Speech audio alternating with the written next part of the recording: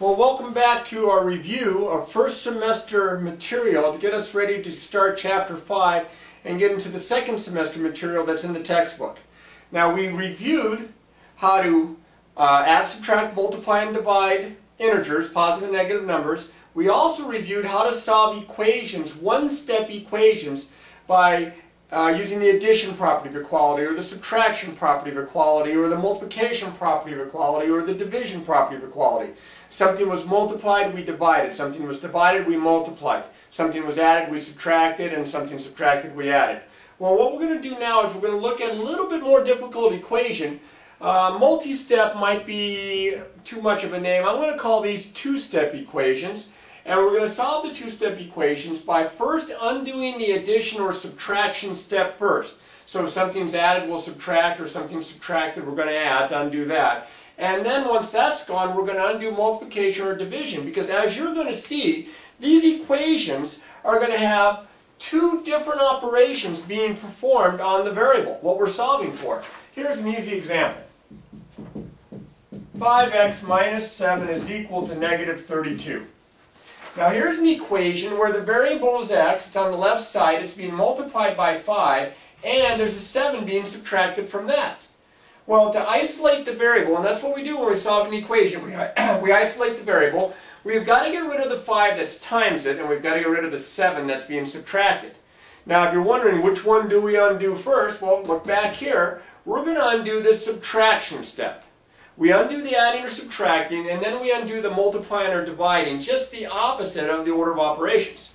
So I'm going to get rid of this part right here. I'm going to get rid of the minus 7, and as we know from before, to undo subtracting 7, I'm going to add 7. And then if I add 7 to the left side, we know that we have to add 7 to the right side. So these are going to cancel out. You don't physically have to cross them out, but you can, and I get 5x is equal to, careful over here, you're adding a negative and a positive, subtract, take the sign of the bigger looking one, this is going to be negative 25. Now it looks a lot like the one-step equations that we've already talked about. I'm going to get rid of the 5, step 2 here, get rid of the 5 that's times the x, get rid of the multiplication, by dividing. And I write this as a separate step. I'm going to divide the left side by 5, that's what a fraction means this way, division, and I'm going to divide the right side by 5. Well, I'm dividing a negative by a positive, that's negative, and 5 goes into 25 5 times, and there's my answer. Now you can see there's a little bit more work involved here because it's a little bit longer problem, and the equations, as you guys may remember, get more involved and more difficult than that, will require more steps. Now I know some of you like to kind of do some of these steps in your head, but I'm telling you, in the big picture, you're better off learning how to write your work and show your steps, because first off, the equations are going to get more difficult where you're not going to be able to do them in your head. And second, some of the teachers that you may see later on, whether it's in high school or in college, may expect to see these steps. So the sooner you get used to writing them out, the better off you're going to be. Now I'm going to go ahead and clear this out, and I'm going to work a few more examples here that I can, and I'll try to show you anything that could happen that's a little out of the ordinary. But here's one where we have negative 4 plus 3n is equal to 11. Now this is what really weirds people out, is because they see the negative 4 and they see a negative, so they think subtract, and they see a plus, so they think add, and of course your variable is n, it's being multiplied by 3. How do I get rid of this? This is addition, should I subtract? Well, this is a negative number. And if you're going to subtract, you're going to subtract a negative number. Well, we know that subtracting a negative, you add the opposite. So instead of subtracting a negative 4, I am going to add a positive 4 to both sides of my equation. The negative 4 here is going to be undone by adding the 4. I don't think that's really a way to say it, but they're going to cancel out. These are going to be gone, and I'm going to get 3n, and on this side I'm going to get 15. Well, now it's not so bad. In fact, everything's positive. I'm going to divide both sides by 3, similar to what I did in the last example, and I get n is equal to 5. Again, you can see the steps that I've got written out here for you. Now, this is not the only type of two-step equation you could encounter. You may see something that looks a little different because maybe it has a division in it. For example, if I write down y over 2 minus 9 equals negative 11.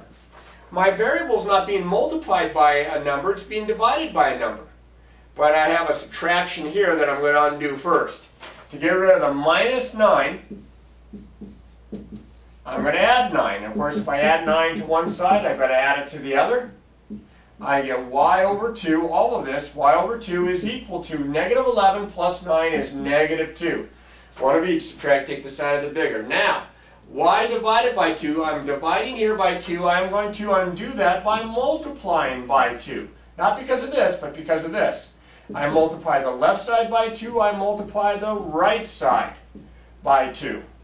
These 2's cancel out because it's 2 over 1, and I get y is equal to 2 times, not plus, 2 times negative 2. Positive times a negative is negative, negative 4, and there's my answer. See, it's a little bit different because my variable was this time being divided by a value. We'll try one more of those. Then I got a couple of weird ones I want to show you. Alright, let's try v over 5 plus 12 is equal to a negative 3. Now my variable is being divided by 5 and there's a 12 being added to that. I am going to undo the stuff around it. I am going to get rid of the addition step first. I am going to subtract 12, and I'll do that from both sides. I'm going to have to be really careful here.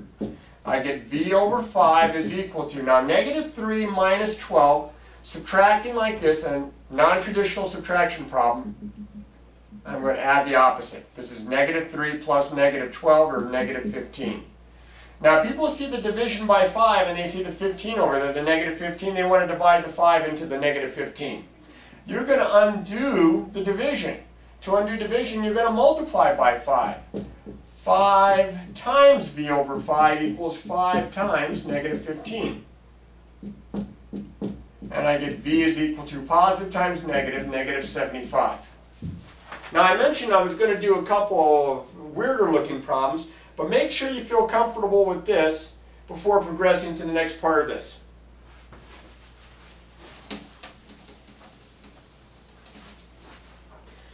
Alright, I'm going to write down something like this. I'm going to write down 11 minus n is equal to 27.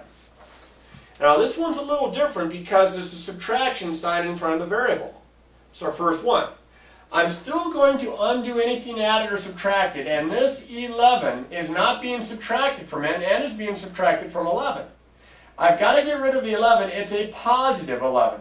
So because it's a positive 11, to get rid of a positive 11, I am going to subtract 11. That's weird.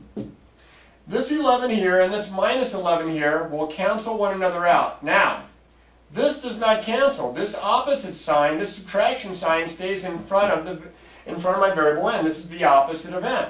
And then over here I have 16. Well, if the opposite of n is 16, then n must be negative 16. If the opposite of n is this number, then n must be the opposite of this number, which is negative 16. That's a little different. You can think of it like this. This is like a negative 1 there. So if I wanted to, I could think of this as a dividing by negative 1 on both sides. And that's how it would become negative 16. That's one of the weird kinds of problems that you can encounter. And here's the other type.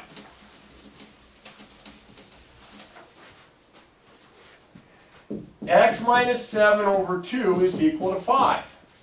Now if you look at this and you say, well, there are two things being done to my variable. It's being subtracted and it's being divided. I'm going to do these two steps in this order. This is why this is a weird one. Notice that the division isn't to all of it. You have one big division problem. So you are not going to undo the subtraction step first. You've got to get rid of that division. This is the only time where it kind of reverses itself around.